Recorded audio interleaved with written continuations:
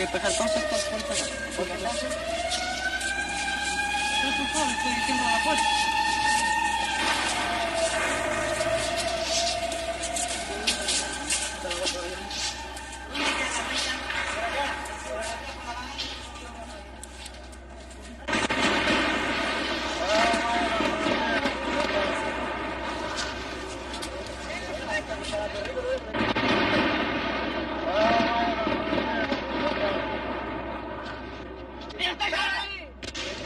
Santiago de Chile, 29 de junio de 1973.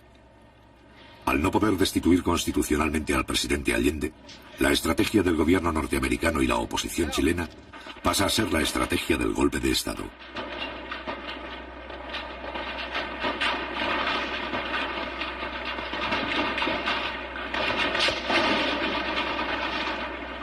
Después de su fracaso en las elecciones presidenciales de marzo de 1973, la oposición inicia la aplicación rigurosa de un plan insurreccional.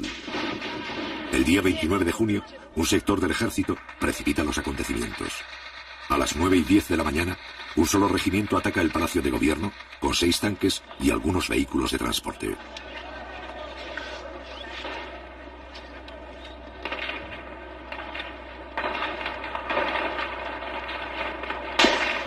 Un poco más tarde, un corresponsal argentino filma su propia muerte. También registra, 2 meses antes del golpe final, la verdadera cara de un sector del ejército chileno.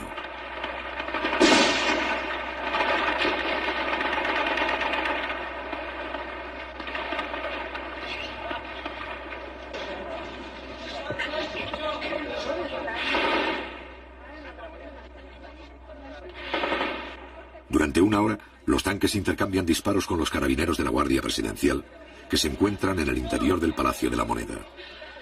En estos primeros instantes mueren 22 personas. El Parlamento, el Poder Judicial y los partidos opositores guardan silencio.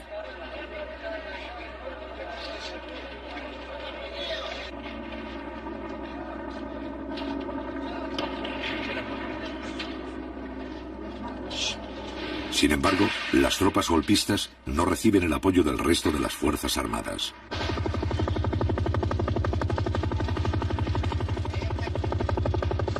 Tal vez considerando que todavía no hay condiciones para el éxito del alzamiento, el resto de la oficialidad no se suma a esta acción.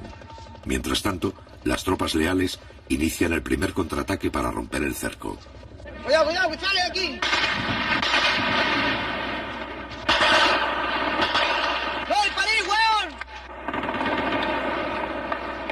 A las 10:30 se movilizan más soldados leales en dirección al centro de la ciudad. Avanzan por la carretera Panamericana Norte hacia la capital 10 vehículos de transportes de tropa del Regimiento de Infantería de la ciudad de San Felipe. La población civil debe guardar calma.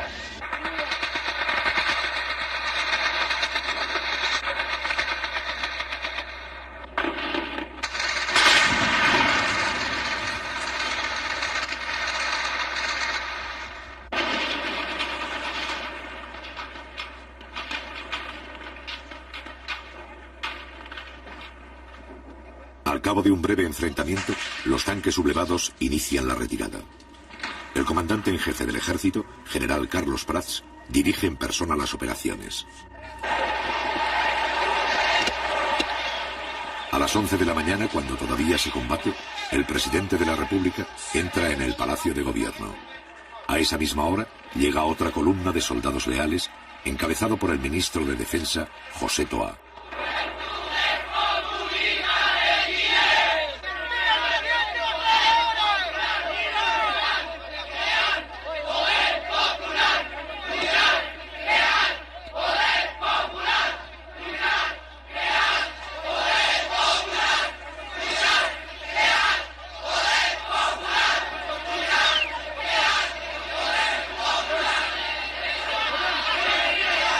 Si bien la situación empieza a controlarse, todavía hay algunas fuerzas que no se han rendido.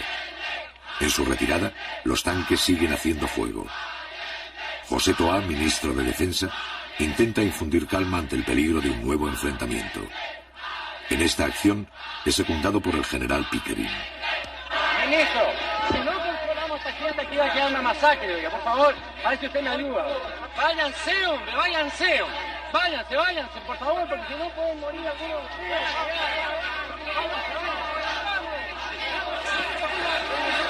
Los generales Pickering, Sepúlveda y Prats encabezan el grupo de oficiales más resueltos en sofocar la asonada.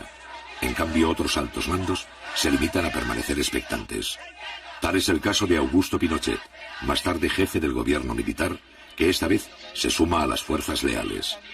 A las 11:30 horas, el general Carlos Prats asegura al ministro de Defensa la rendición de los alzados y señala la ubicación de sus propias tropas. Pero en el lado sur de la moneda están las escuelas suboficiales, en el lado norte está el regimiento Will. Pero el general Prats va a considerar indispensable la declaración del estado de sitio para controlar la situación. Hay que declarar estado de sitio inmediatamente. Porque esta situación de esta manera no se puede controlar.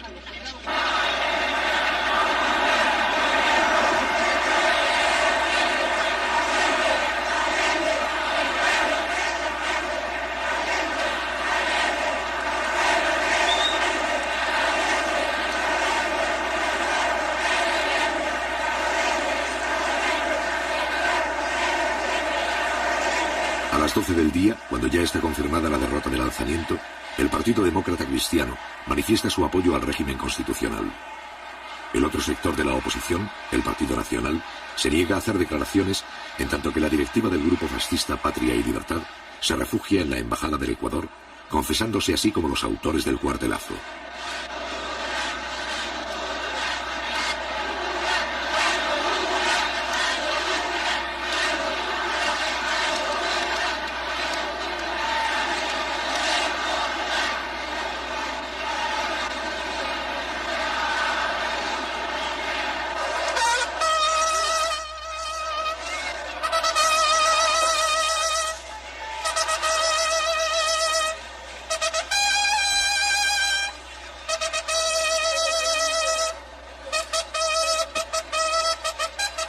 A las 6 de la tarde, la bandera presidencial es arriada por la guardia que ha defendido el palacio. Durante 2 horas, esta compañía, al mando del teniente Pérez, se ha negado a entregar la sede del gobierno. Junto con el general Prats, son los héroes de la jornada.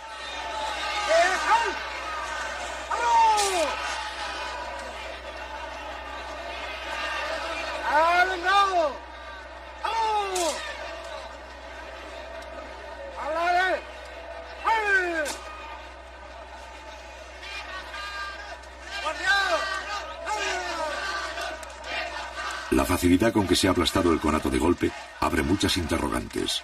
La sublevación indica que una parte de la oficialidad simpatiza con ella y que solo el temor a tener que enfrentarse a otras unidades del ejército impide que se sumen a la rebelión. En consecuencia, Allende se apoya en los oficiales constitucionalistas y descarta las acciones que puedan debilitar el carácter legal de su gobierno. Haremos los cambios revolucionarios en pluralismo, democracia y libertad, lo cual no significa tolerancia contra los antidemócratas, tolerancia con los subversivos, ni tolerancia jamás con los fascistas, camaradas.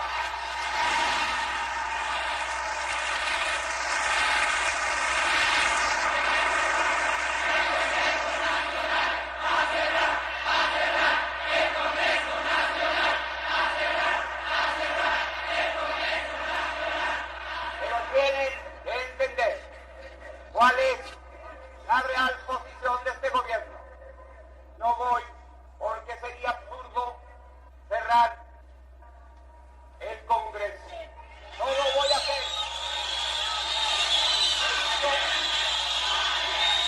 Necesito respeto. Pero si es necesario, enviaré un proyecto de ley para llamar a un plebiscito para que el pueblo se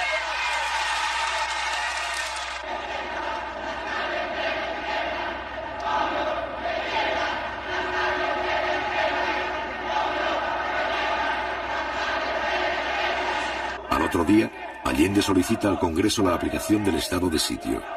Mientras tanto, desde la mañana del 29 de junio, los trabajadores de izquierda asumen el control de fábricas, empresas, minas y centros agrícolas a lo largo de todo Chile.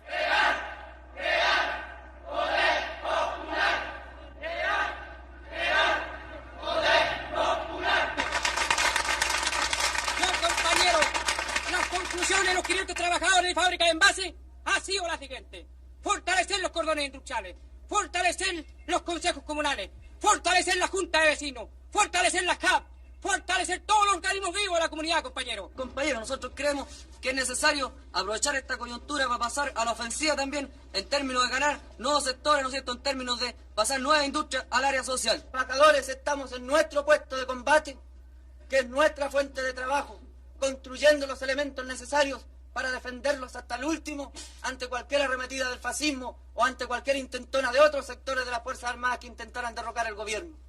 Nosotros creemos que debemos asegurar bien nuestro puesto de combate, que está en las industrias primero. Al mismo tiempo se fortalecen todas las formas de poder popular, en especial los cordones industriales. Cada cordón industrial es una agrupación de fábricas y empresas que coordinan las tareas de los trabajadores de una misma zona. En las principales ciudades del país se han constituido 31 cordones industriales, de los cuales 8 pertenecen a Santiago. Compañero, ¿a qué representa usted aquí? Cordón Macul, compañero. ¿Usted, compañero, a qué Cordón representa? Macul. ¿Usted, compañero, a qué Cordón Cerrillo, Maipú. ¿Usted, compañero, a qué representa? Cordón Cerrillo. ¿Usted, compañero, a qué Cordón Vicuña Maquena. ¿Usted, compañero, a qué Cordón Vicuña Maquena. compañero, a qué representa? Cordón O'Higgins. ¿Qué representa? El sindical del Partido Radical. Con el apoyo de los cordones, el gobierno pone bajo el control permanente del Estado algunas fábricas de carácter estratégico, utilizando para ello los mecanismos legales. Compañeros, como todos sabemos, grupos fascistas intentaron derribar el gobierno y al parecer todavía existen ramificaciones de ello.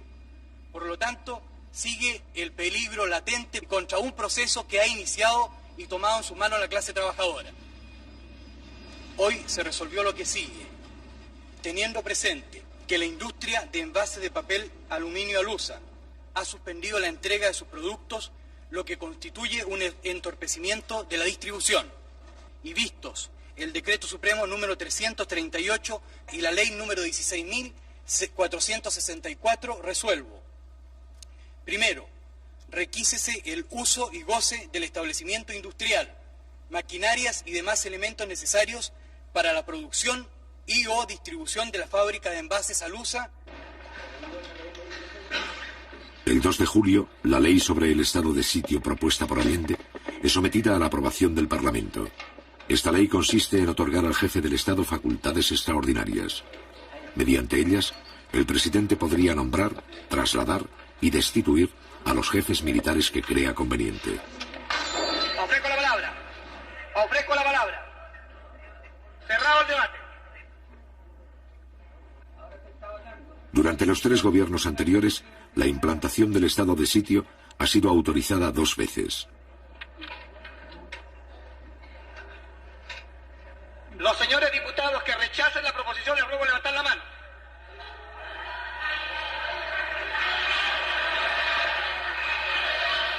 El estado de sitio, principal instrumento legal para afrontar una situación de emergencia, no es autorizado. Resultado de la votación. Por la afirmativa 52 votos, por la negativa 81. Queda rechazada la proposición formulada por el Ejecutivo. La iniciativa del Ejecutivo no consigue convencer al Parlamento. Los partidos opositores estiman injustificado conceder a Allende poderes especiales.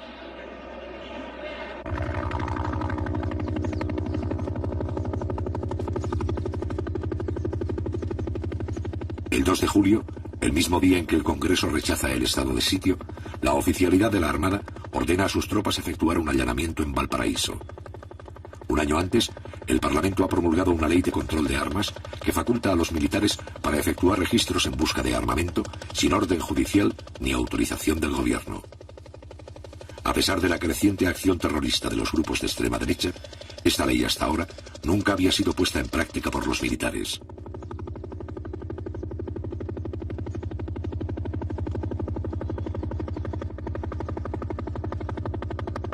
allanamiento incluye el cerco de la industria, la detención temporal de los trabajadores y su posterior interrogatorio. Así, sin salirse de la legalidad, algunos oficiales comienzan a actuar contra los empleados y obreros de las fábricas. En este primer allanamiento no se encuentran armas. Chile está bajo la agresión del imperialismo norteamericano y un sector de la oligarquía que en octubre del 70 se unió a la ITT y a la CIA para derrocar a este gobierno, pretende repetir una intentona de esa naturaleza. Entonces la lucha en este momento tiene un carácter patriótico y nacional. Chile tiene pleno derecho a regirse de acuerdo con la voluntad de su pueblo. Al mismo tiempo, está en marcha un proceso de transformaciones sociales revolucionarias que tiene como finalidad abrir camino a una sociedad socialista. Frente a la amenaza de golpe de Estado, el Partido Comunista y un sector de la izquierda coinciden con las ideas del presidente Allende. Se trata de evitar un enfrentamiento armado en condiciones que se estiman desfavorables.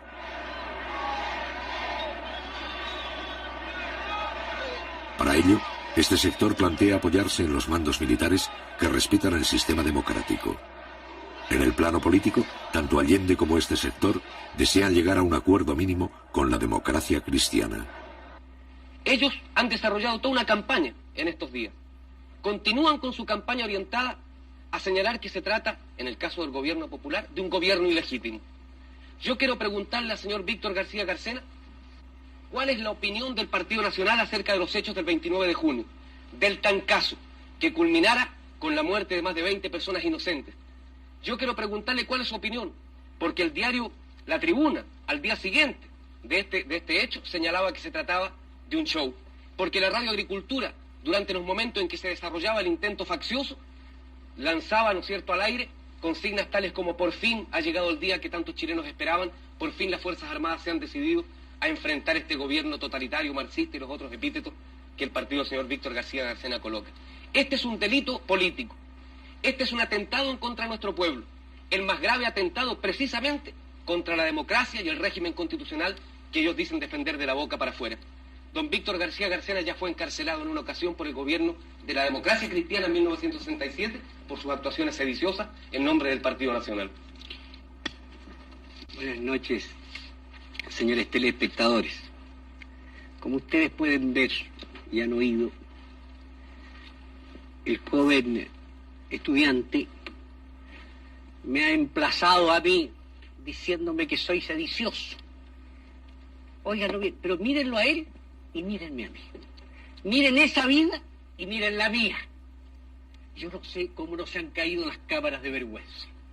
Esta es la pura verdad. El que dedicó su vida a la revolución, el que no ha hecho otra cosa, nada más que revolución, frente a un hombre que durante 35 años ejerció su profesión, que fue 25 años profesor de la universidad, que se ha ganado él su vida con su esfuerzo.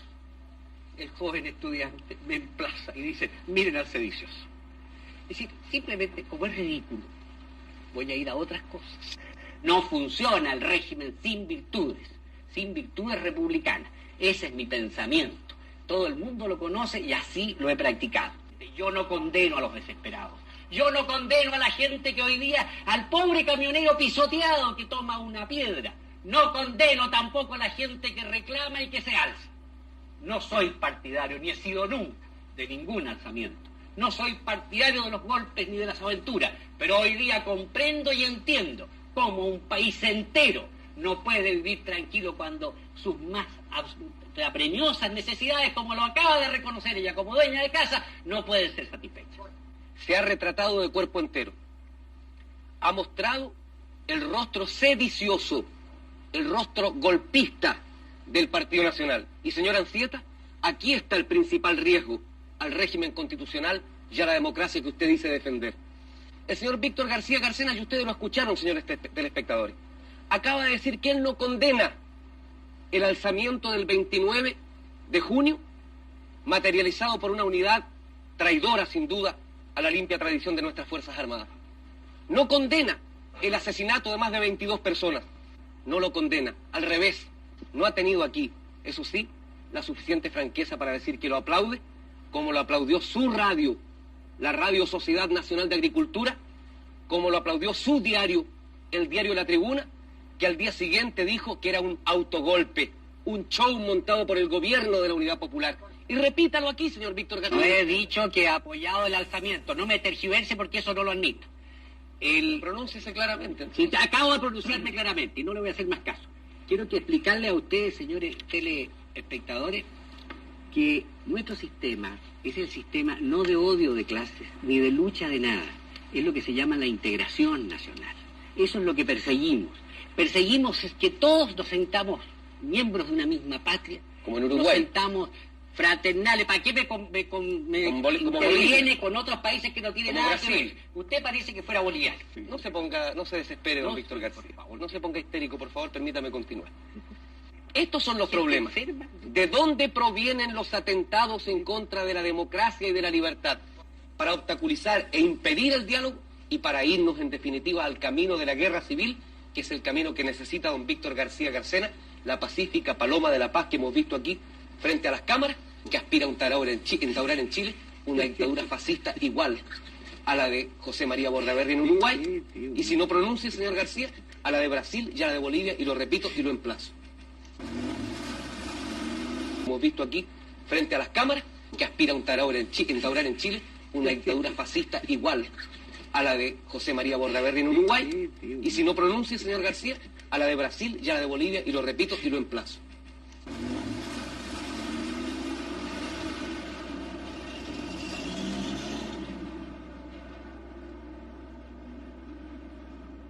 El día 5 de julio, Salvador Allende forma un nuevo gabinete para acometer la crisis y crear condiciones favorables para un diálogo con la democracia cristiana. Con este fin, trata de incorporar a una personalidad de este partido. Yo sé perfectamente bien que los procesos revolucionarios sacuden y convulsionan a los pueblos, pero sé también que aquí hemos querido y tratamos de hacer algo que otros pueblos no alcanzaron. Una revolución por cauces distintos, de acuerdo a nuestra historia, a nuestra tradición y a nuestra realidad. Espero que todos seamos capaces de escribir una página más para señalar que Chile tiene su propia voluntad creadora y su noble decisión de hacer cada vez más grande la patria. Luego tomar juramentos del tiro.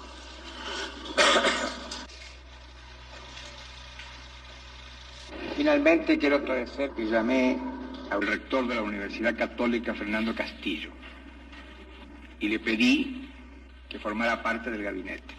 Lamentablemente tenías compromisos que yo respetaba.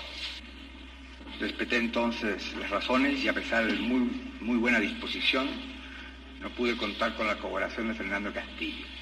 Sé sí que contará el país con su colaboración en cualquier circunstancia. He querido informarles plenamente de esto y además reiterar que tengo confianza en que superaremos las horas difíciles con el esfuerzo de todos. Muchas gracias.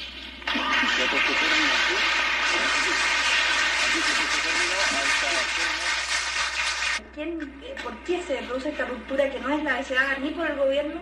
A mi juicio porque la Unidad Popular, cuando plantea programas, proyectos para Chile, que pudieran tener realmente y significar la acumulación de intereses hacia ese objetivo, la Unidad Popular primero plantea a ver quiénes estarán supuestamente en oposición a esto. Los busca con cabo de vela por todas partes, hasta buscar todos los enemigos posibles y después plantearlos como una minoría.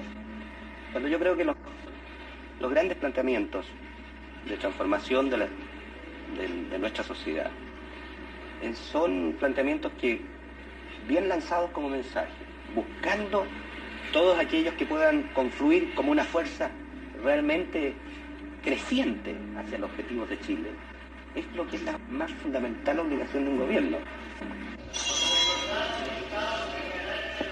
Pero bajo la influencia de su ala más tradicional, el Partido Demócrata Cristiano no desea por el momento dialogar con el gobierno. Aún Aún así, tanto Allende como un sector de la izquierda y de la propia democracia cristiana continuarán los esfuerzos para iniciar un diálogo que modifique la correlación de fuerzas ante un posible golpe de Estado. Tenemos, compañeros, hacer un llamado a la sensatez y al patriotismo de los sectores de la democracia cristiana que piensan con su propia cabeza y que no siguen los dictados del Pentágono, de la CIA, de los Yarur o de los Duni Edwards, para que se opongan con toda su fuerza en la base del pueblo, en los sindicatos, en todas partes, a la ofensiva fascista, a la ofensiva reaccionaria. Porque si el fascismo, compañeros, lograra vencer, no le preguntarían al obrero del pobre si es comunista, si es mapucista, si es socialista o si es demócrata cristiano para reprimirlo.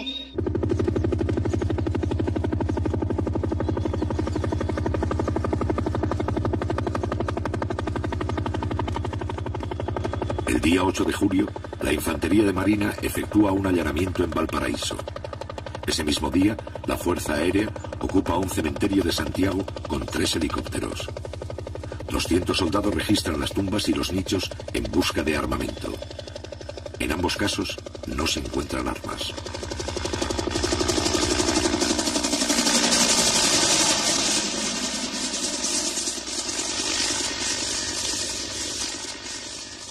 Ya es una cosa ya del otro mundo, se puede decir lo que están haciendo estos momios.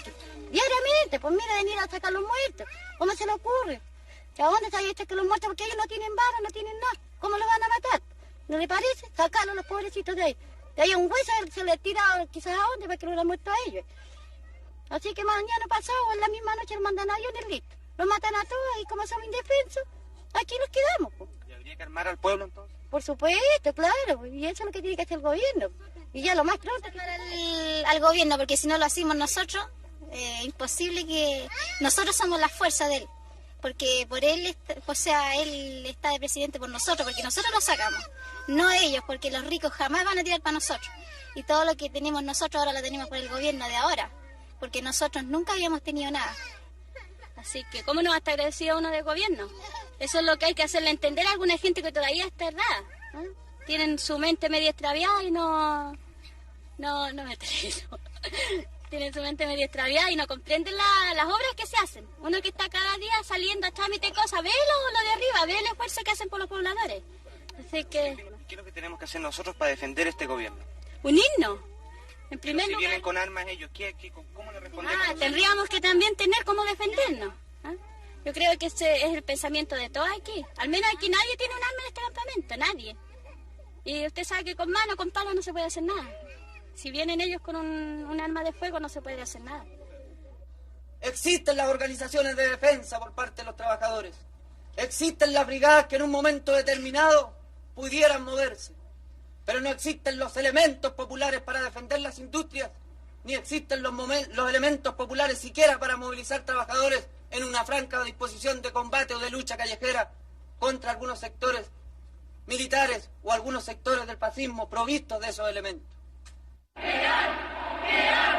¡Milicia popular! ¡Crear! ¡Milicia popular!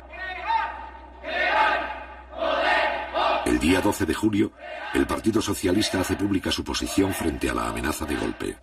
Los soldados, marinos, aviadores y carabineros no pueden prestarse en ningún momento y bajo ninguna circunstancia para asesinar trabajadores. Y llegado el caso de que algunos oficiales se alzaran, los oficiales, suboficiales, clase y soldados no tienen la obligación de prestarle obediencia.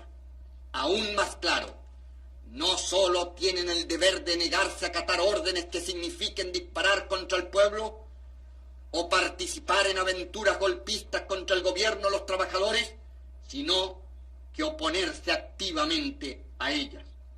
La burguesía debe estar clara que no puede actuar impunemente.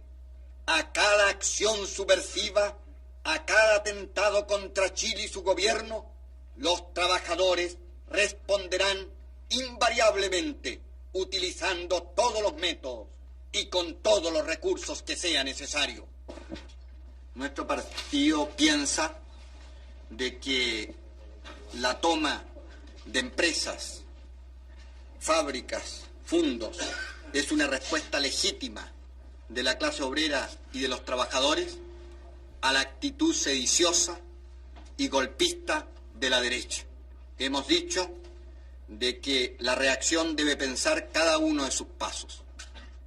Sobre la posición del partido frente a estos allanamientos que hacen los militares de nuestra industria a la búsqueda de armas, que considero que es una forma ofensiva hacia la clase, porque considero que los trabajadores, si en algún momento se hubiesen armado, es para defender a su gobierno, el gobierno de los trabajadores.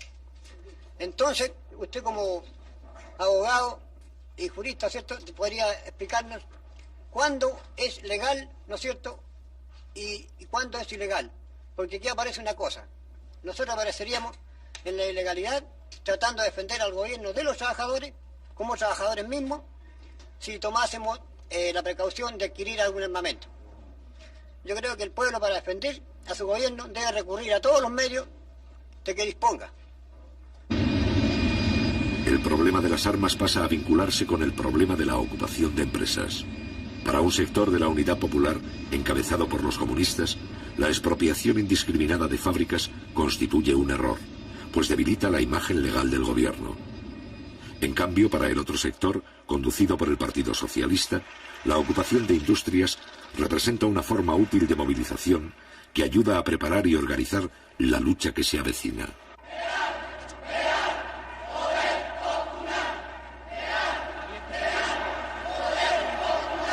Este sector afirma que el choque armado con la derecha es inevitable y que la única forma de encarar un golpe es con la organización de las masas, fortaleciendo el poder popular, en especial los cordones industriales.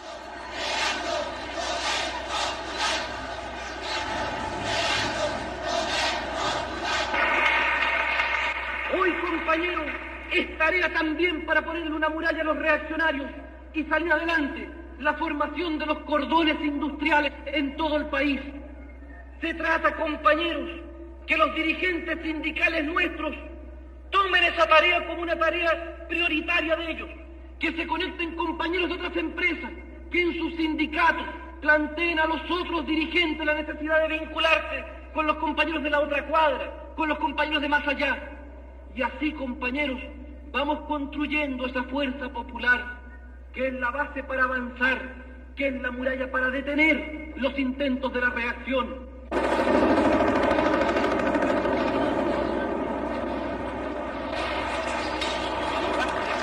El 19 de julio, el regimiento Arauco ocupa la central de trabajadores en la ciudad de Osorno.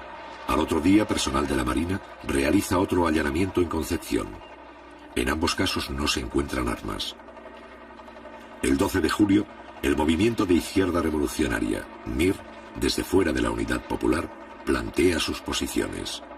A lo largo y ancho del país se oye un solo grito que resuena en las fábricas, fundos, poblaciones y liceos, en los cuarteles del pueblo. El llamado a crear, fortalecer y multiplicar el poder popular, el poder de los comandos comunales, el poder de los obreros y los campesinos. Los revolucionarios y los trabajadores deben de inmediato extender las tomas de fábricas y fundos, multiplicar las tareas de defensa, impulsar el poder popular como gobierno local autónomo de los poderes del Estado. Los suboficiales y carabineros deberán desobedecer las órdenes de los oficiales golpistas. Y en ese caso, todas las formas de lucha se harán legítimas. Entonces, sí que será cierto que los trabajadores, con los soldados, los marineros, los carabineros, los suboficiales y los oficiales antigolpistas, tendrán el derecho a construir su propio ejército, el ejército del pueblo.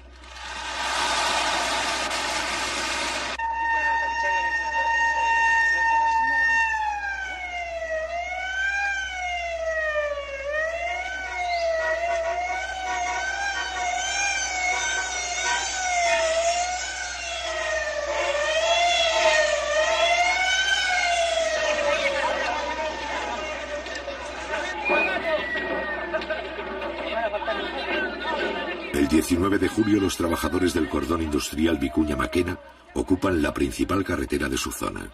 ¿A qué se debe la toma de la carretera? Esto se debe, compañero, en apoyo a los compañeros que fueron desalojados de Inmetal.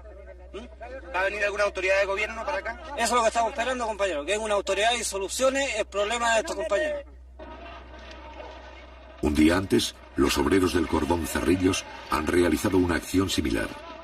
La protesta de este sector de trabajadores se dirige contra los intentos del gobierno de devolver algunas industrias para facilitar así un posible acuerdo mínimo con la democracia cristiana. Las contradicciones de la izquierda sobre la estrategia a seguir para detener el golpe estallan públicamente. A las 11:30, el prefecto de la policía ordena despejar el camino.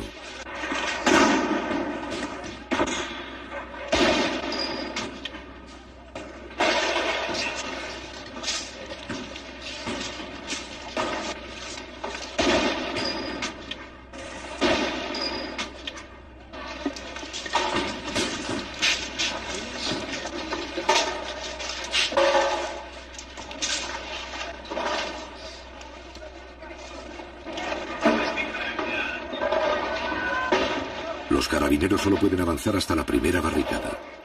Más allá, hay 4.000 obreros a lo largo de 7 kilómetros.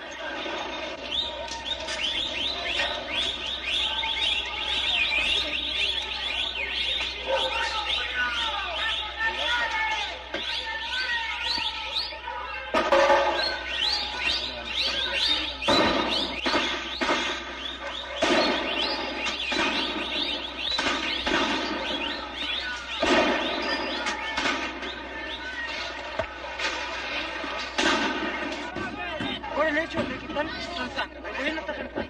¿Quieren volver en preso? Los carabineros van a la A las 11:45 llega el intendente de Santiago, funcionario de la Unidad Popular y máxima autoridad de la provincia. Su misión consiste en disolver el enfrentamiento. Después de escuchar a los obreros, el intendente Julio Estuardo anula las órdenes de las fuerzas antidisturbios.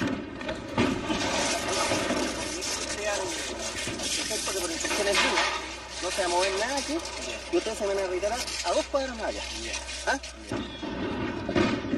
Así que retírate las fuerzas policiales, ojalá más allá de Avenida Mata, ¿ah? Y comuníquele al prefecto que es una instrucción mía. Ya, gracias. La policía debe retirarse, pero el problema de las fábricas ocupadas va a seguir debatiéndose con la presencia de los delegados de la Central Única de Trabajadores. La CUT determinó una comisión que iba a ver los casos de las industrias que están hoy día en manos de los trabajadores. Y esa comisión está hoy día estudiando esos problemas a través con los organismos que corresponden, Corfo y Ministerio de Economía. Porque aquí hay que tener claro, compañeros, de que hay muchas industrias que no todas las que están tomadas, porque hoy día en Santiago hay una cantidad enorme de industrias tomadas, no todas van a poder ser pasadas al área social, por diferentes razones. Además, cuando la CUT lanzó el llamado de tomarse las industrias en caso de cualquier intentona golpista, esto significaba, digamos, en épocas críticas, parar la acción del fascismo. Pero en todo caso eso no significa de que indiscriminadamente todo tipo de industria va a pasar al área social, porque por allí también hay algunos problemas con industrias que están desfinanciadas totalmente y que el Estado, al hacerse cargo de ellas, digamos, en la práctica se hace cargo de callo, cuestión que no puede ser.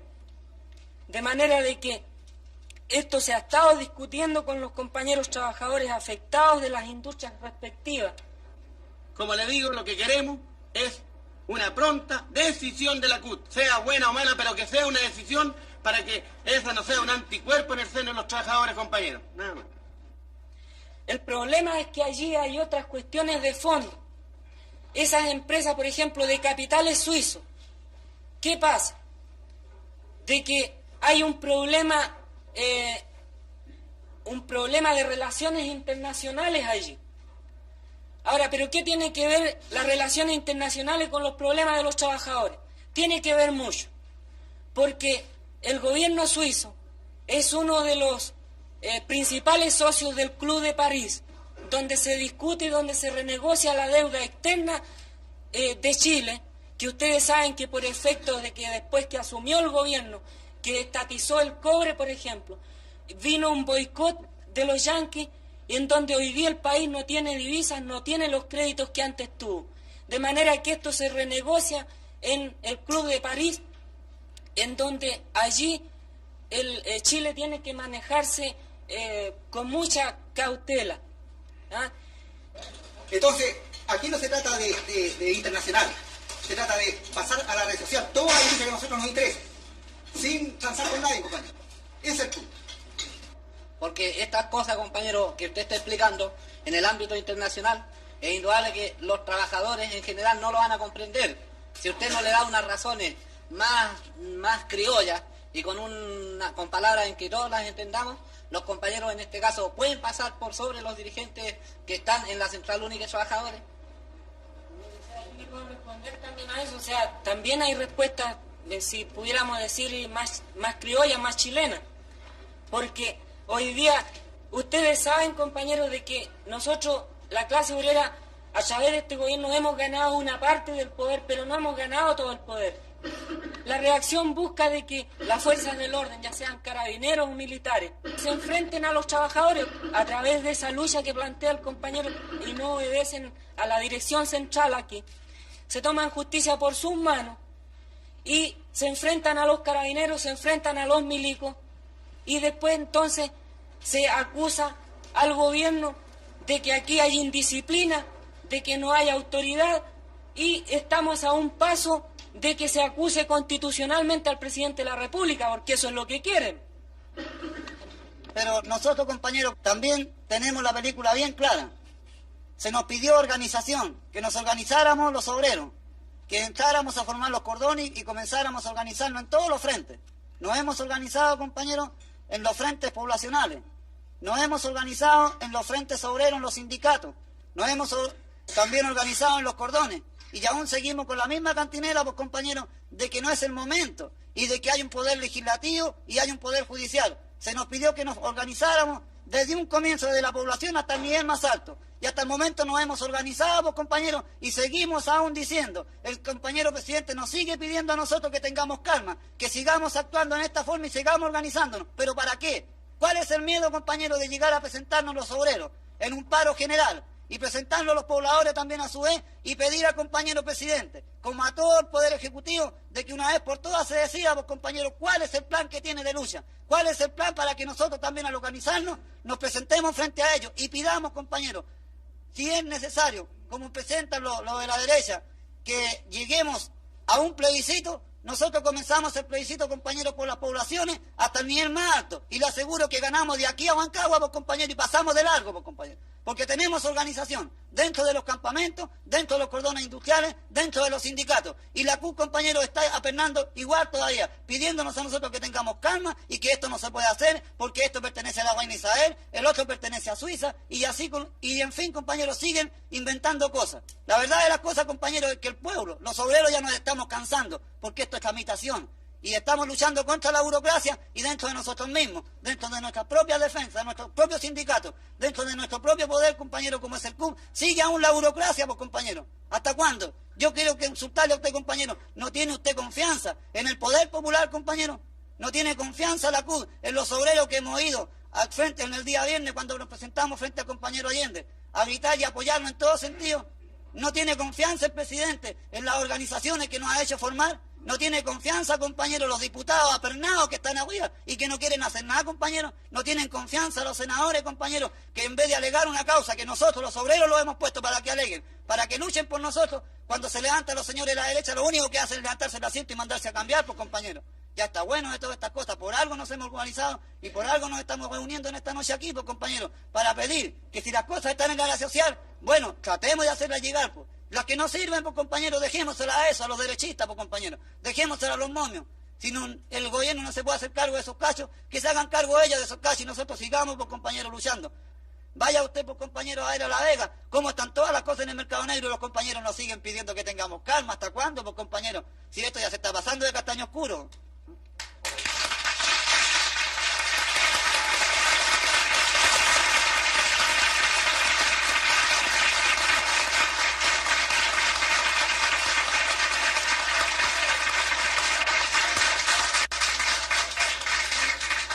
¿Acaso ustedes no saben la composición de clase que existe hoy día en las Fuerzas Armadas, compañeros? ¿No saben ustedes que la mayoría de la oficialidad están por el golpe? Porque aquí, compañeros, aquí el poder no solamente se logra con la buena organización, está la buena organización, pero también tenemos que tener algún peso que contrapese el real poder que tiene la reacción en este momento. Y por eso que estamos hablando en la Central Única de los comités de protección. ¿Y qué es lo que son los comités de protección? Comités de protección de las industrias, de la producción y también comités de protección para la guerra, pues, compañeros. Son cuestiones que no se pueden hablar así y de entrar a dar detalles porque no podemos caer en esos errores. Pero aquí tenemos que prepararnos los trabajadores para entrar al combate en todos los terrenos. Y en esa pelea está hoy día la CUT. Que hayan deficiencias, yo las acepto, compañeros. Pero el problema surge cuando quieren existir organizaciones con cierta dirección paralela al organismo de los trabajadores. Y es por allí donde va mal la cosa. Y por eso, compañeros, es que yo reconozco de que aquí hay muchos compañeros que plantean cuestiones no malintencionadas, pero que son cosas que hay que discutirlas más profundamente, compañeros. No se puede gratuitamente catalogar a tal o cual organización, a tal o cual dirigente, de tal o cual defecto. Porque yo creo que las organizaciones las integramos todos. Y todos tenemos algún grado de responsabilidad. Y ustedes tienen su organización, pues, compañeros, para plantear este tipo de problemas. Y estamos de acuerdo de que aquí hay que buscar las salidas correspondientes a los problemas que hoy día están planteados. Pero no nos olvidemos, compañeros, de que aquí hay un gobierno que está presidido por el compañero Allende y que tenemos que obedecer a esa dirección, que hay un organismo que son los trabajadores y que hay organismos que son los partidos de la clase que también entregan orientación, pues, compañeros.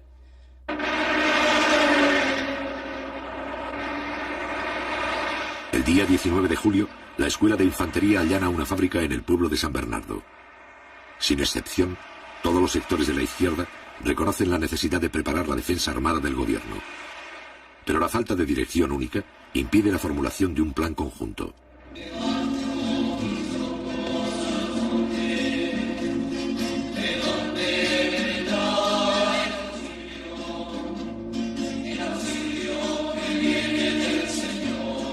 El 20 de julio, en vista de la creciente ola de violencia, la Iglesia Católica lanza públicamente un llamado en favor del entendimiento pacífico.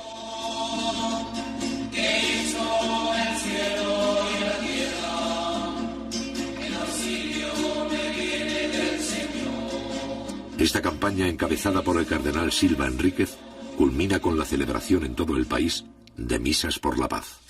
Por los representantes del pueblo que ejercen los poderes públicos del Estado, que su competencia, acentuada por la sabiduría y la prudencia que vienen de Dios, los haga estar siempre al servicio de la patria para auténtico bien de las comunidades. Roguemos al Señor. Por los ciudadanos de nuestra patria, para que en la diversidad de opiniones y preferencias, Dios ilumine nuestras conciencias, apacigüe las pasiones, domine los rencores partidistas, de modo que prevalezca el bien común de los chilenos. Roguemos al Señor.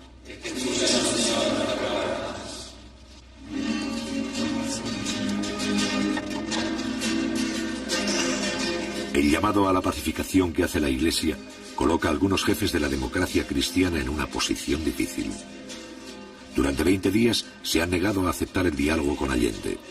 Si ahora no deponen su actitud, entrarán en contradicción con la posición pública de la Iglesia.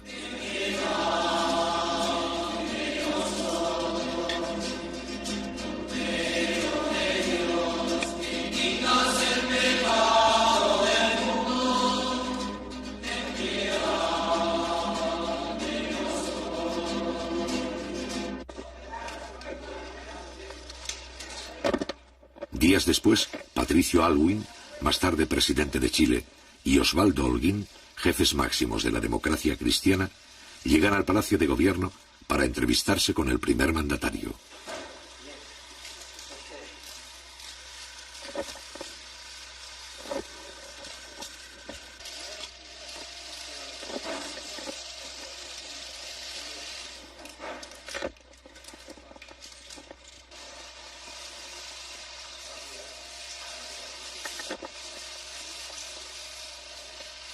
Consciente de las discrepancias, pero convencido de su estrategia, Allende se muestra dispuesto a lograr un entendimiento mínimo que evite la ruptura constitucional.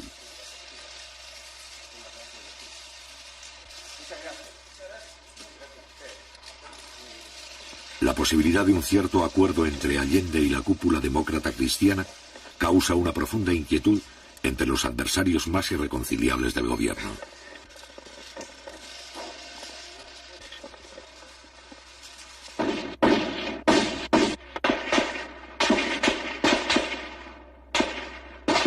El 27 de julio, a la 1:30 de la madrugada, la extrema derecha asesina al comandante Arturo Araya Peters, edecán naval del presidente Allende.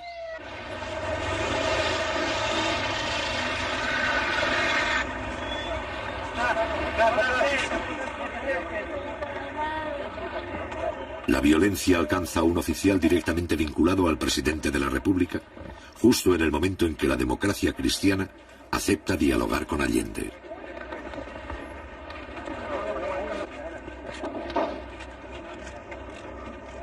Hombre de confianza del presidente, Araya se había convertido en el principal enlace entre el gobierno y los oficiales constitucionalistas de la Marina.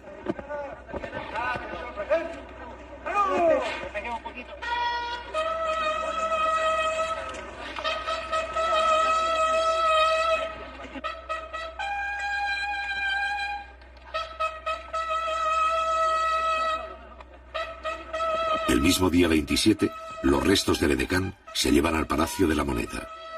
Posteriormente se trasladan a Valparaíso, para ser enterrados con honores militares.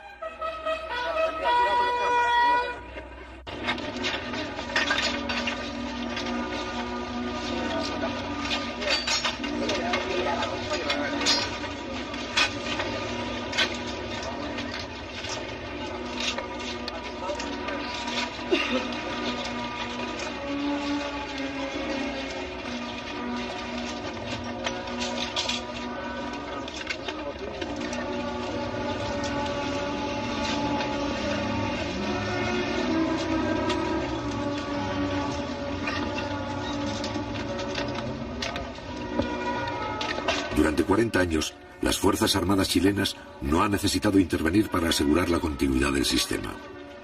Sin embargo, a mediados de 1973, cuando el régimen corre peligro de ser sobrepasado por el proceso revolucionario, la mayoría de los oficiales parece dispuesta a intervenir.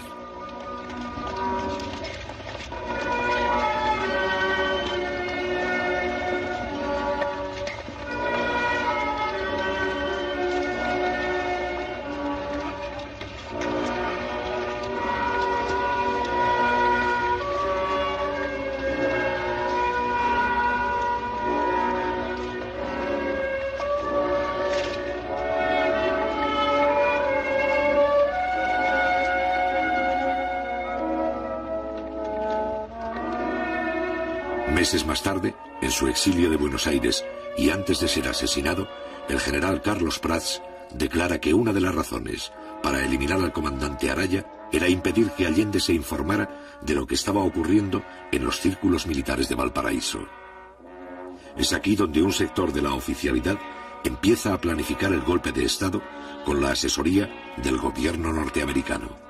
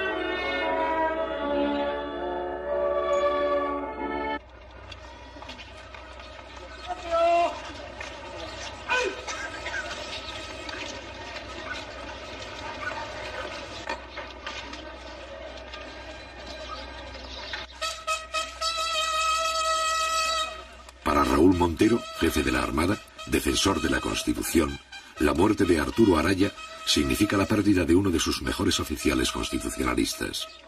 Para Allende, este es uno de los peores momentos que debe afrontar durante su mandato. Para José Toribio Merino, más tarde miembro del gobierno militar, la muerte del edecán no altera sus planes.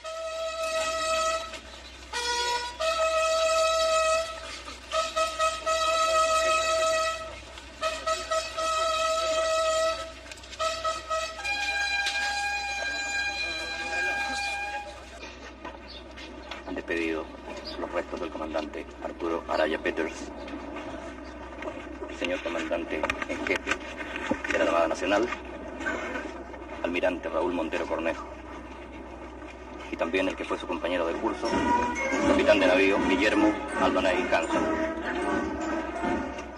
Aquí en el camposanto del Ferrocárcel rinden honores dos secciones de la Escuela de Submarinos y la banda de la Escuela de Armamentos. Brillante fue la trayectoria por las filas de la Armada del comandante y capitán de navío Arturo Araya Peters, su excelencia el presidente de la República, doctor Salvador Allende, ministros de Estado, los jefes de las Fuerzas Armadas.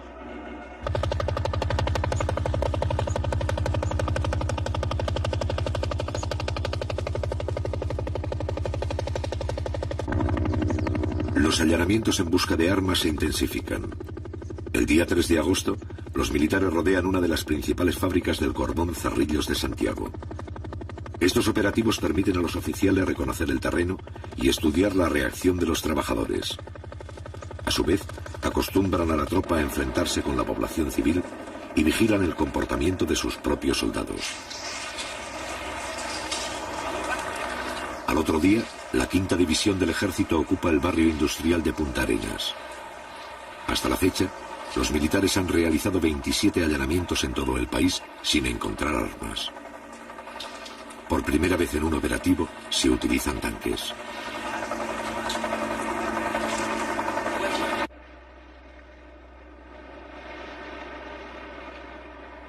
Durante esta semana, los empresarios del transporte declaran un paro por tiempo indefinido. Con esta huelga, la extrema derecha desea precipitar el caos económico y sabotear el diálogo del jefe de Estado con la democracia cristiana.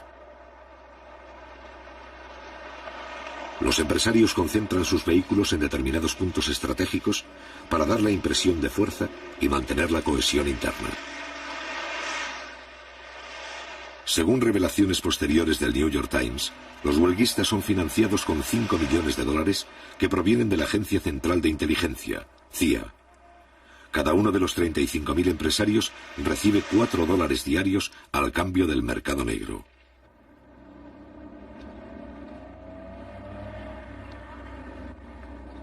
Mientras tanto, en los jardines del Congreso, tal como sucedió con la huelga del cobre, las mujeres de los camioneros recolectan dinero y víveres entre la población. El día 31 de julio, el gobierno decreta la reanudación legal de faenas y envía tractores para remolcar los vehículos paralizados hasta Santiago. Sin embargo, los empresarios se oponen por la fuerza y acusan al gobierno de atentar contra la propiedad privada. Estos hechos son filmados por el Canal 13 de televisión, que simpatiza con la huelga. Días más tarde, el Parlamento, en combinación con los periodistas de la oposición, transforman el incidente en un escándalo. El Congreso pide al Canal 13 que vuelva a emitir su versión filmada de los hechos como elemento de juicio para los señores parlamentarios.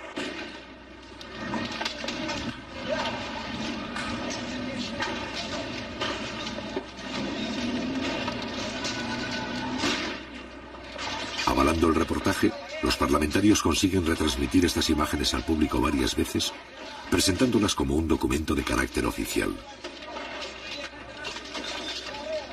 Esto pone de manifiesto el poder de la oposición en los medios informativos, así como la libertad de expresión que tolera el gobierno.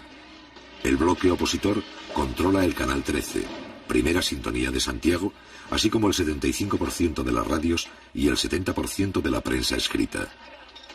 En este caso, la incautación de los camiones sirve para alimentar una campaña de desprestigio gubernamental.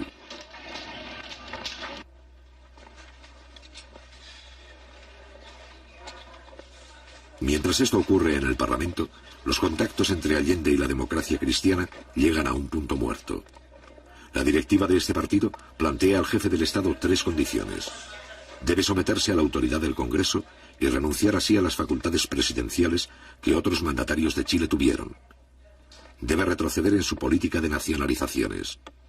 Y finalmente, debe incorporar en puestos claves de gobierno a militares que cuentan con la exclusiva confianza de la democracia cristiana. En respuesta, el presidente Allende se opone a esta capitulación. El mismo día, la democracia cristiana suspende el diálogo.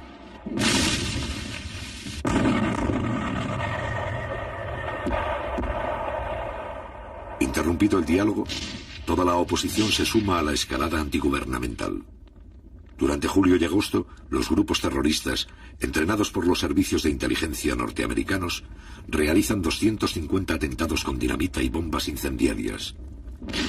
Ante el creciente vacío de autoridad, Allende logra el apoyo de los comandantes en jefe de las Fuerzas Armadas y consigue que los militares acepten compartir responsabilidades frente a la situación. Un país no puede vivir sometido a la amenaza de desalmado. Las calles de Santiago fueron sembradas ayer por publicaciones como esta. Ahí habría que preguntarse quién las paga, dónde se imprimen, cuáles son las empresas que se prestan para que se atente contra la vida nacional, contra el gobierno, contra el país. 8 medidas para arrocar al gobierno. Con esa impudicia se está actuando.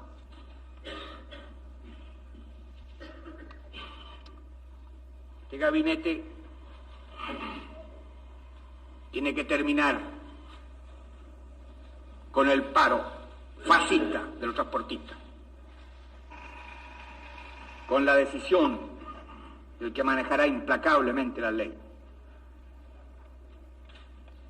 y sabiendo además que cuenta con la solidaridad de la inmensa mayoría de los chilenos, que quiere evitar por todos los medios la guerra civil de nuestra patria. El 9 de agosto quedan incorporados al gobierno los altos mandos militares. El general Prats, jefe natural de los oficiales leales, ocupa el Ministerio de Defensa. El mando del ejército recae interinamente en el general Pinochet, también considerado constitucionalista.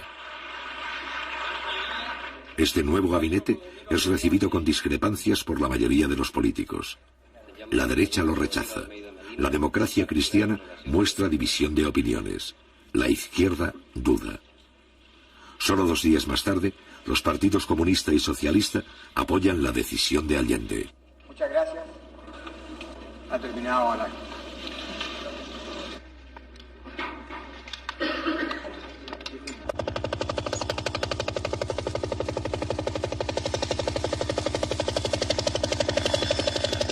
El 11 de agosto se realiza la primera gestión del gabinete cívico-militar para requisar camiones. Sin embargo, las iniciativas de los altos mandos chocan con la mayoría de los oficiales que miran con simpatías el paro y se muestran hostiles para sancionar a los huelguistas. Esto pone en evidencia que una parte del aparato militar también está implicado en la ofensiva contra el gobierno.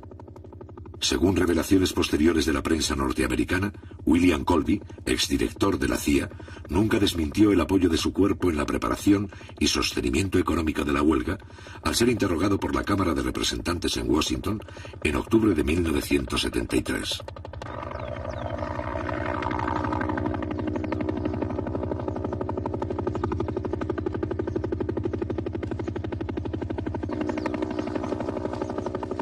El 12 de agosto, el Partido Demócrata Cristiano declara oficialmente su apoyo a la huelga. En las fábricas, las materias primas comienzan a disminuir y en el campo escasean las semillas.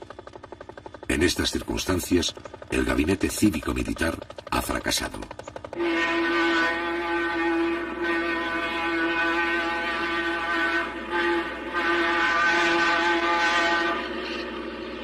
Pero la respuesta popular frente a la huelga continúa.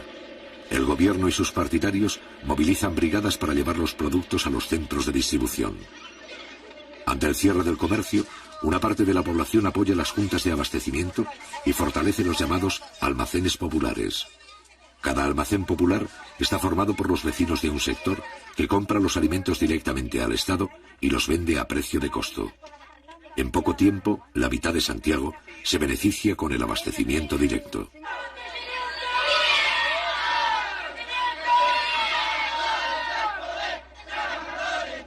En algunos barrios, los cordones industriales envían piquetes de obreros para vigilar la distribución y abrir los comercios cerrados.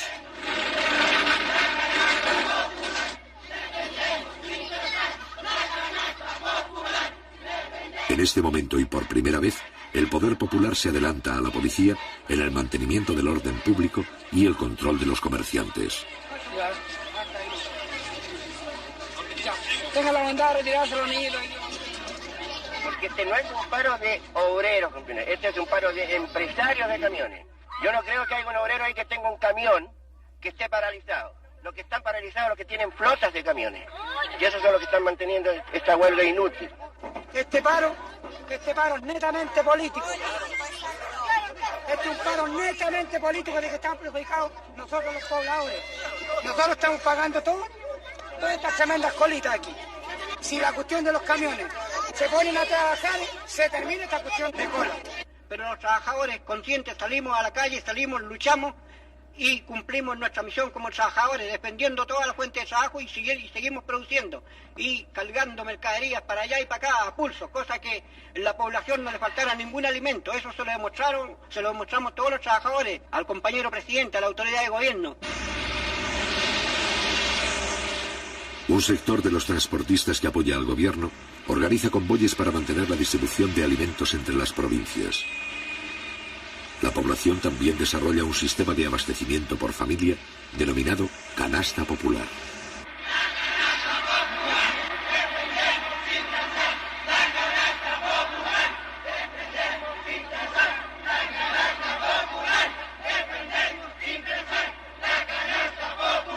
¿Qué opina usted de la actitud del gobierno frente a la crisis que estamos viviendo? La actitud del gobierno, compañero, tiene que muñequear, porque si usted fuera gobierno tendría que hacer lo mismo, compañero. Porque el gobierno tiene que bailar en la cuerda floja muchas veces. Y yo creo, compañero, no es culpa del gobierno. Para mí, como socialista marxista del año 32, a esta parte, compañero, porque yo estuve en la pelea en la República Socialista, junto a Mamaduque Grohe, compañero, y a otro, después que cayó en un error el compañero Grohe. Cuando el pueblo le pedía las armas, compañero, y él siendo militar no las entregó, compañero. Claro que habría sido, compañero, una matanza incontrolada, compañero, porque allí quizás que habría pasado, porque si ahora mismo, compañero, a nosotros nos falta mucho, digo yo, de tener un buen frente, que lo tenemos en todas las poblaciones.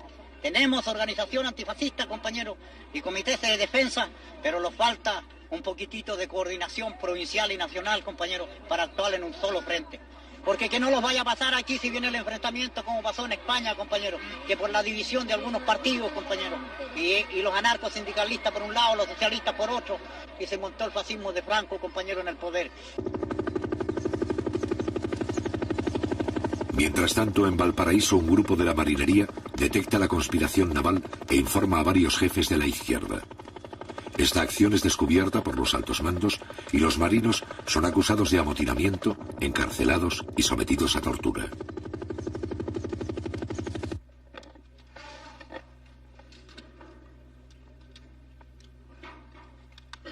Mediante un acuerdo en la Cámara de Diputados, la oposición rompe definitivamente el 22 de agosto con el régimen constitucional. Este acuerdo, sin fuerza legal, señala que el gobierno estaría quebrantando la Constitución y representa un abierto llamado a la intervención militar. Aprobada por mayoría simple, esta declaración justifica la rebelión castrense y concede legitimidad al golpe de Estado.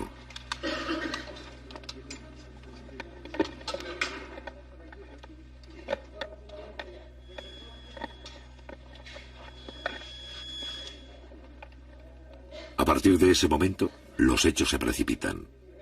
Un grupo de mujeres se congrega frente a la casa del comandante en jefe del ejército, general Carlos Prats, jefe natural de los oficiales que respetan el sistema democrático. La manifestación, donde participan las esposas de 6 generales, es para señalar a Carlos Prats de que ya no tiene el apoyo de la cúpula militar. Al otro día, la Junta de Generales le niega su respaldo y Carlos Prats resuelve presentar la renuncia.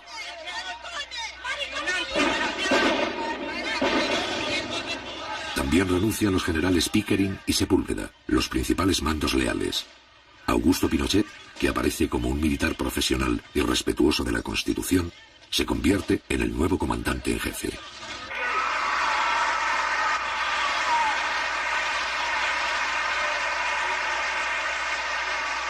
Mientras la conspiración avanza, la oposición civil inicia la última ofensiva.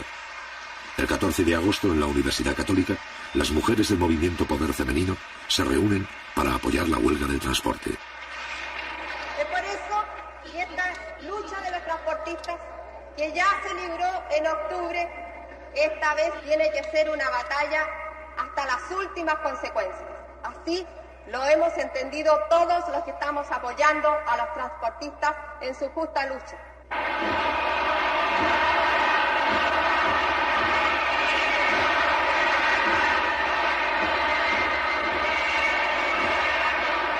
Días más tarde, los adversarios del gobierno piden la renuncia del propio jefe de Estado.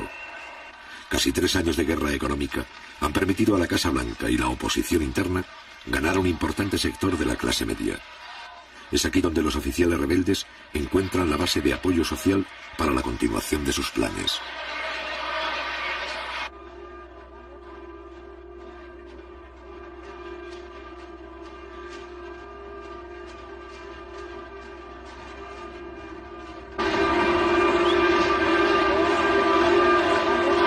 El día 4 de septiembre se cumple el 3er aniversario del triunfo electoral de Salvador Allende. A pesar de la crisis, los simpatizantes del gobierno realizan una de las concentraciones más grandes de la historia política del país.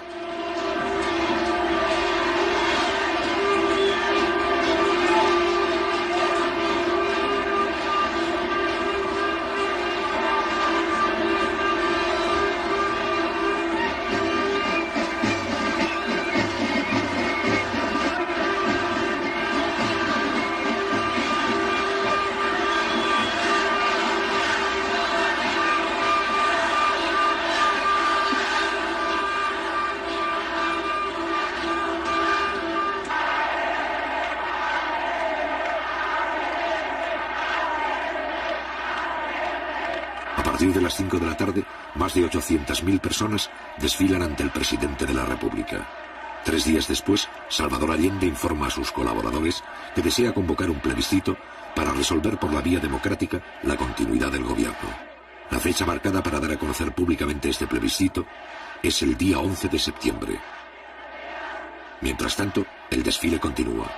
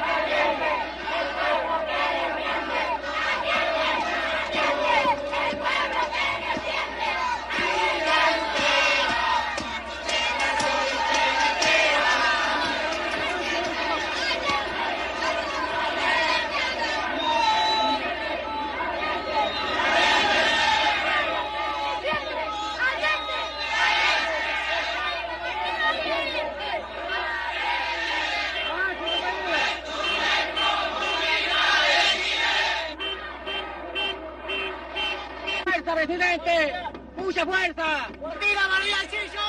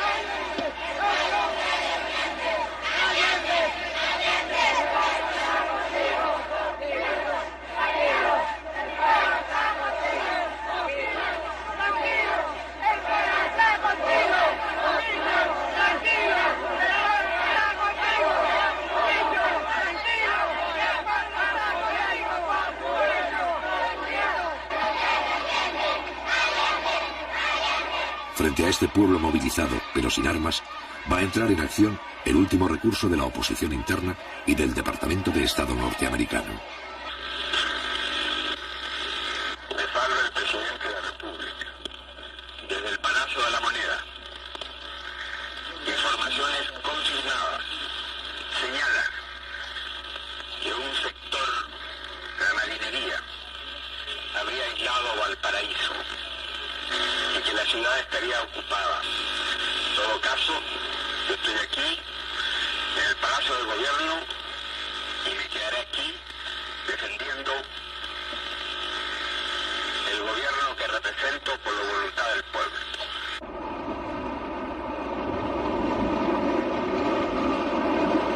El 11 de septiembre, la Armada desencadena el golpe de Estado en el puerto de Valparaíso. Al mismo tiempo, 4 destructores norteamericanos se acercan a las costas chilenas para participar en la Operación Unitas y mantienen contacto permanente con los golpistas. A las 7:30, el presidente Allende ha llegado al Palacio de la Moneda para impartir las primeras instrucciones. La situación es crítica al no existir un plan conjunto para la defensa armada del gobierno. Durante la madrugada, la mayoría de los oficiales constitucionalistas han sido neutralizados. A las 8 de la mañana, algunos aparatos de la Fuerza Aérea empiezan a sobrevolar la capital. A las 8:20, los jefes de la sublevación exigen la renuncia del jefe de Estado y le ofrecen un avión para que abandone el país. A las 9:15, el presidente constitucional se prepara para combatir y habla nuevamente por radio. La Fuerza Aérea ha bombardeado las torres de Radio Portales y Radio Corporación. Ante estos hechos, solo me cabe decirle a los trabajadores, yo no voy a renunciar. Colocado en un tránsito histórico, pagaré con mi vida la lealtad del pueblo. La historia es nuestra y la hacen los pueblos. ¡Viva Chile! ¡Viva el pueblo! ¡Vivan los trabajadores!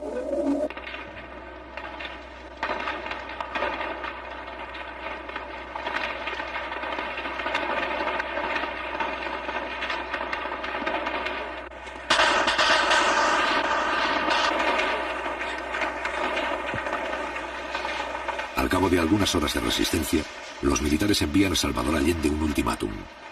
Si no se rinde, la aviación iniciará el bombardeo. Ante estos hechos, el primer mandatario deja en libertad de acción a la guardia del palacio, quienes hacen abandono del edificio. Junto al presidente Allende, que rechaza la rendición, permanecen 40 combatientes civiles dispuestos a enfrentar el ataque.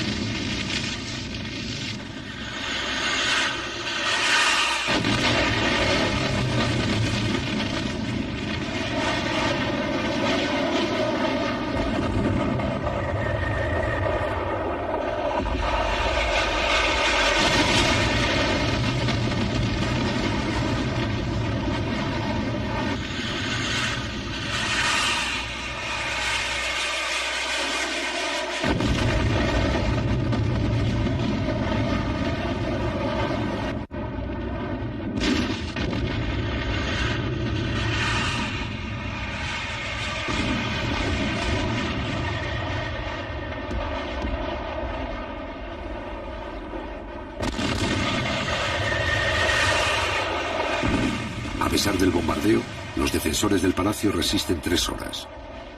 Al mismo tiempo, se producen pequeños combates en varios lugares de Santiago y provincias. A las 2:15 de la tarde, el presidente Allende muere en La Moneda. A las 9 de la noche, los jefes de la sublevación se presentan públicamente al país.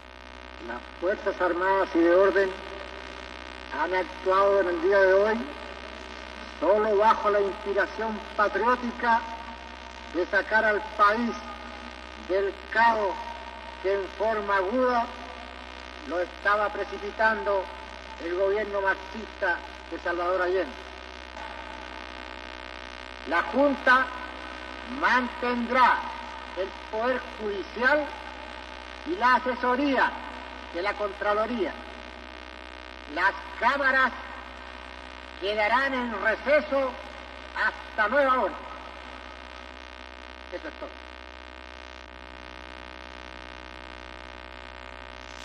Tal vez sea triste que se haya quebrado una tradición democrática que en este continente era larga.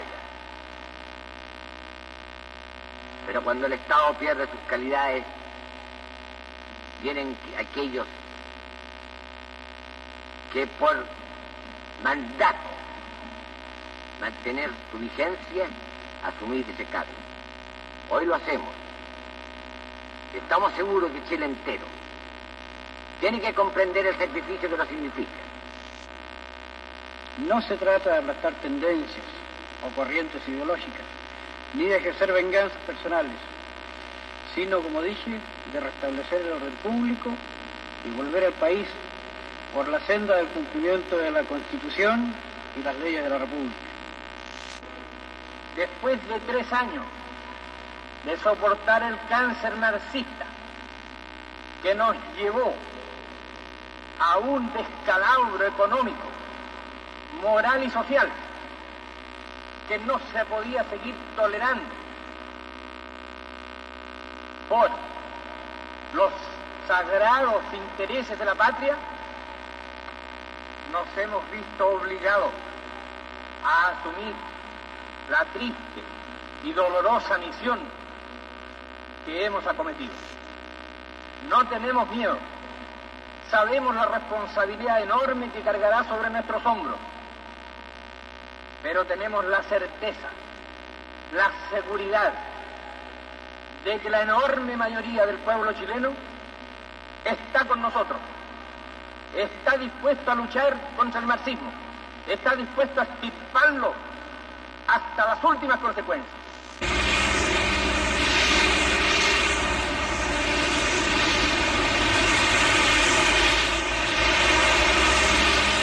A partir del 11 de septiembre, todos los recursos del ejército chileno son utilizados para reprimir el movimiento popular con la complacencia del gobierno norteamericano. La primera resistencia armada ofrecida por algunos cordones industriales, poblaciones, minas y centros agrícolas es aplastada rápidamente en lucha desigual.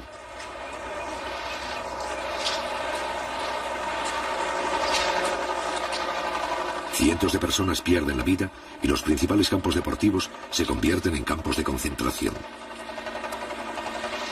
La democracia representativa más larga de la historia de América Latina ha dejado de existir.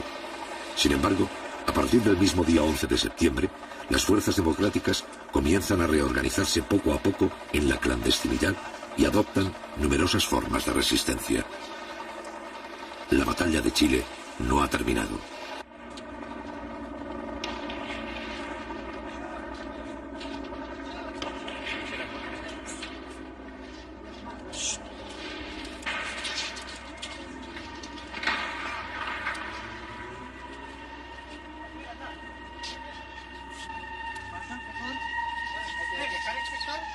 ¿Qué pasa entonces? Por